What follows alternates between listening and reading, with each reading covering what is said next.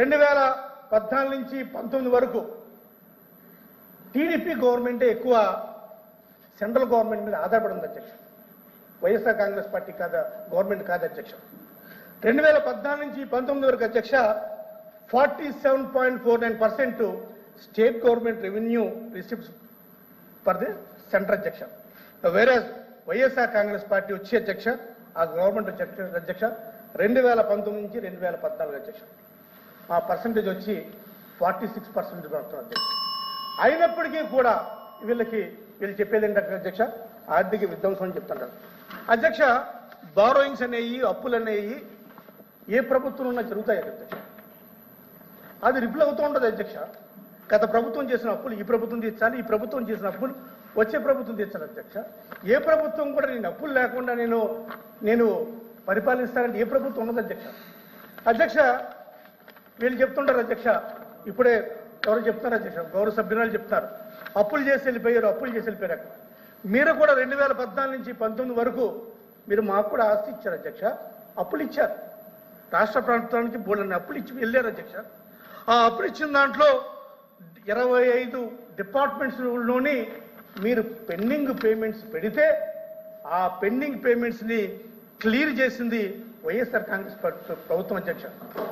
ఇది నేను చెప్తున్న లెక్కలు కదా అధ్యక్ష, మీ కాగు లెక్కలు ఉన్నాయి అధ్యక్ష. ఇవన్నీ తెలుసుకోకుండా ఏదో వైఎస్ఆర్ కాంగ్రెస్ పార్టీ ప్రభుత్వం లేకపోతే అధ్యక్ష ప్రభుత్వం ఏదో అప్పులు పెట్టిందని చెప్తున్నారు. ఇవన్నీ కూడా మీ పెండింగ్ పేమెంట్స్ మేము చేసింది అధ్యక్ష. అధ్యక్ష ఇంకా చెప్తుంటారు అధ్యక్ష, మేము చాలా రెవెన్యూ డెఫిసిట్స్ లో మేము గత ప్రభుత్వం వెళ్ళిపోయిందని చెప్తుంటారు అధ్యక్ష. హిస్టారికల్ గా చూసుకుంటే అధ్యక్ష ఫర్ పీరియడ్ ఆఫ్ టైం 1993 నుంచి 2025 వరకు చూసుకుంటే అధ్యక్ష ఒక్కసారి కనుక మీరు హిస్టరీ చూస్తారని అధ్యక్ష, చంద్రబాబు నాయుడు గారు ఎప్పుడు పరిపాలన చేసినా సరే I'm telling you with data, ఎప్పుడు పరిపాలన చేసినా సరే ఆయన రెవెన్యూ ఎక్స్పెండిచర్ కోసం ప్రతిసారి బారో చేశారు అధ్యక్ష. అది 1994 నుంచి 2004 వరకు 10 years బారో చేశారు అధ్యక్ష. అదేవిధంగా 2014 నుంచి 2019 వరకు బారో చేశారు అధ్యక్ష. ఏ గవర్నమెంట్ బారో లేకుండా ఉండదుగా చెప్తాను అధ్యక్ష, ఎంత చేశారో కూడా చెప్తాను అధ్యక్ష. ఇది కావాలంటే గౌరవ సభ్యులు చెప్తారు. అదేవిధంగా అధ్యక్ష ఒక నిమిషం అధ్యక్ష, అదేవిధంగా అధ్యక్ష వీళ్ళు చెప్తుంటారు అధ్యక్ష. మరి ఇప్పుడు ప్రజెంట్ 2 minutes అధ్యక్ష.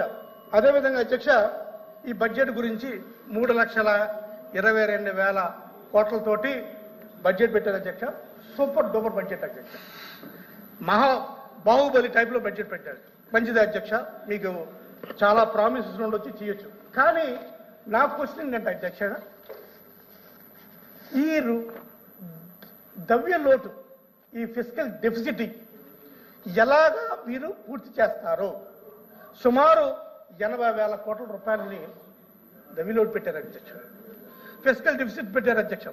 ఈ 80,000 కోట్ల రూపాయలని ఏదన్నా సరే మన ఇన్కము ఎక్స్పెండిచరు మ్యాచ్ అవ్వాలి అధ్యక్ష. కానీ ఇక్కడ వచ్చేది ఏంటంటే మనకు అధ్యక్ష మనకి ఏదన్నా ఒక 100 రూపాయల ఆదాయం వస్తే 150 రూపాయలు ఖర్చు చేస్తే ఆ 50 రూపాయలు 5 ఖర్చు అన్నా తగ్గించాలి, లేదా మనం ఆదాయాన్ని పెంచాలి అధ్యక్ష. కానీ ఈ గ్యాప్ వచ్చి 80,000 కోట్ల అధ్యక్ష. మరి 80,000 కోట్ల రూపాయలు ఏ విధంగా గ్యాప్ ఫిల్ చేస్తారు అధ్యక్ష? ఒకటి ఓన్ ట్యాక్సెస్ అధ్యక్ష, 2 ఆఫ్లైన్ ట్యాక్సెస్ అధ్యక్ష, దాన్ని నాన్ ట్యాక్సెస్ అంటారు అధ్యక్ష. ఓన్ ట్యాక్సెస్ కింద వీళ్ళు చెప్పింది ఎంత అధ్యక్ష? 14,000 కోట్లు చెప్పారు అధ్యక్ష, 14,000 కోట్ల రూపాయలు. అలాగే నాన్ ట్యాక్సెస్ కింద రెవెన్యూ కింద 12,000 కోట్లు చెప్పారు అధ్యక్ష. ఇంకా వాళ్ళు ఏం చెప్తారు అధ్యక్ష? కేంద్రం నుంచి ఆదాయం వస్తుంది, ఆదాయంతో ఈ 80,000 కోట్ల రూపాయలు తీరుస్తా అని చెప్తున్నారు అధ్యక్ష. ఇది సాధ్యమా అధ్యక్ష? ఏదైనా సరే ఒక ఫండమెంటల్ క్వశ్చన్ అధ్యక్ష, నాన్ ట్యాక్సెస్ రెవెన్యూ ఎలా ఉంటుంది ఎలా పెరగాలి అధ్యక్ష? ఒకటి ప్రభుత్వ ఆస్తులు అమ్మాలి అధ్యక్ష.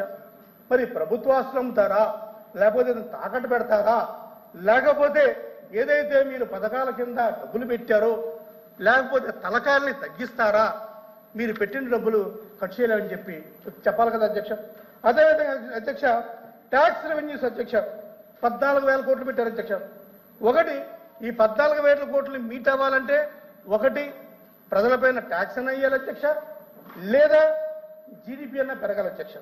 జీడిపి ఆదాయం ఎలా పెరుగుతుంది అధ్యక్ష? మళ్ళీ సంపద సృష్టిస్తానని చెప్పి మళ్ళీ ఇటు వస్తారు అధ్యక్ష. అధ్యక్ష ఈ 80,000 కోట్ల రూపాయలు ఫిస్కల్ డెఫిసిట్ తోటి మళ్ళీ ఫైనాన్స్ మినిస్టర్ గారు ఏమంటారు అధ్యక్ష, ఈ బడ్జెట్లో అసలు స్టేట్కి రుణ సహకరణ సామర్థ్యం జీరోకు పడిపోయింది అని చెప్తారు అధ్యక్ష. మరి ఇది ఎలా మ్యాచ్ అవుతుంది అధ్యక్ష? నాకైతే అర్థం కాదు అధ్యక్ష. అయితే ఈ 1,00,000 కోట్లు అప్పులు చేసి ఈ భారీగా అప్పులు చేసి తీరా చూస్తే దేన్ని తీసుకొచ్చారు అధ్యక్ష? అవి ఎక్కడ స్పెండ్ చేస్తున్నారో చెప్పరు అధ్యక్ష.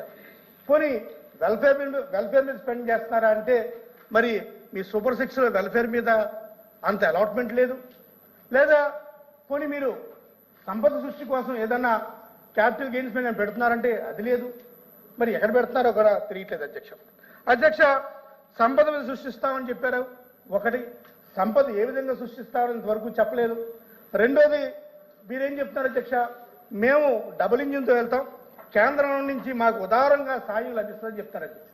అధ్యక్ష ఏ కేంద్ర ప్రభుత్వం కూడా వెల్ఫేర్ స్కీమ్స్ కోసం ఏది కూడా సాయం చేయదు అధ్యక్ష. మరి ఏ విధంగా చేస్తున్నా అధ్యక్ష?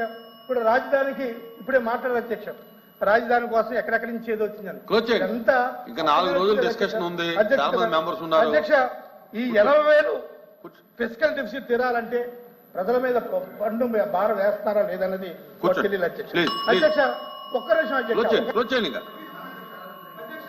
ఇక వీళ్ళ అలాట్మెంట్ వీళ్ళు ఎలా ఉందో చెప్తాను అధ్యక్ష. వాళ్ళు సెక్టర్ వైజ్ గా వాళ్ళు బడ్జెట్ దేనికి ఎలా పెట్టారో అనేది నేను మాట్లాడగానే అధ్యక్ష. నెంబర్స్ మాత్రం బాగున్నాయి అధ్యక్ష. ఎలా ఉండదు అధ్యక్ష? ఇప్పుడు వాళ్ళు నామినల్ టర్మ్స్ లో నెంబర్స్ మాట్లాడతారు అధ్యక్ష. బడ్జెట్ చూడవలసింది నామినల్ టర్మ్స్ లో నెంబర్స్ కాదు అధ్యక్ష. మనం చూడవలసింది in proportion of the total expenditure చూడాలి అధ్యక్ష. అలాగే లేదా in proportion to state GDP చూడాలి అధ్యక్ష.